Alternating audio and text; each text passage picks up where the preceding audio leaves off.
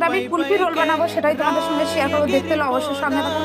কুলফি রোলটা একদম নতুন, আমার মতো করে আমি তৈরি করে দিয়েছি। এটা দেখতে খুব ভালো আর খেতেও খুব টেস্টি হয়।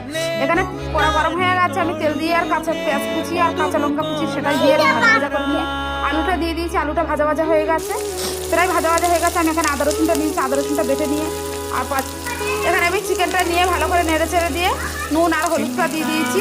তারপরে দিলাম কাশ্মীরি লঙ্কার গুঁড়ো আর জিরের গুঁড়ো, সেটাই দিয়ে একটু ভালো করে নেড়ে চেড়ে নিয়ে ঢেলে নেবো। এটা আমার পুরটা তৈরি রেডি হয়ে গেছে। অল্প বাটিতে একটু জল দিয়ে আর ময়দা নিয়ে একটু ব্যাটার তৈরি করে নিয়েছি।